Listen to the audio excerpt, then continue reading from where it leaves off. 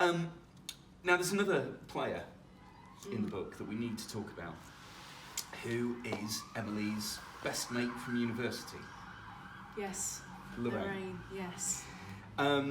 Who has got herself a job. So they're both in their early 20s. They both just graduated from university. Lorraine has got her job working for a PR consultancy, very highly paid. She's very well dressed. You know, she's wearing smart suits and she has £200 haircuts and things like that.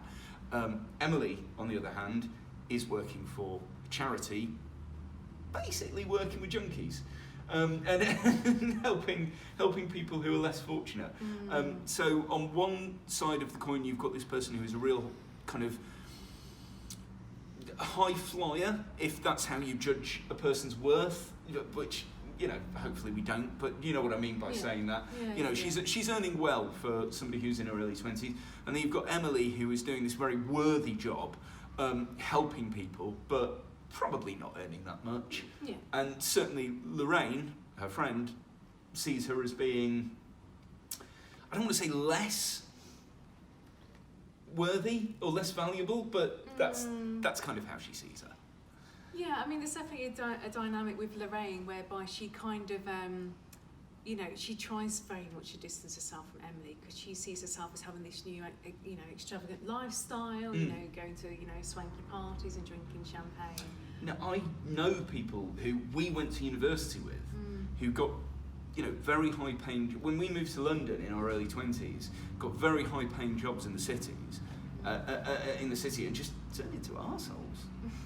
That's kind of what Lorraine's done. Yeah, kind of essentially, yeah. She's turned into an arsehole. And of course, poor Emily being Emily, she doesn't have a lot of friends. No.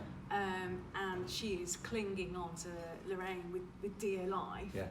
And Lorraine is just trying to prise away her fingers, and it is quite painful to watch. Yeah. To write about, to read. But it happens. Yeah.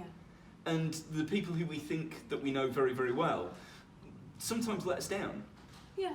And that's what happens to Emily through Lorraine. Yeah. Although it turns out Lorraine does need her. Yes. No, there is a point where Lorraine does contact Emily and say, actually, I need your help. And what happens is Emily actually turns around and said, I'm sorry, I'm busy. She's not busy. What she's doing is she's sat in the office because she doesn't want to leave the office because she knows David's working late. Because any opportunity to spend with David is the only thing that matters in her life.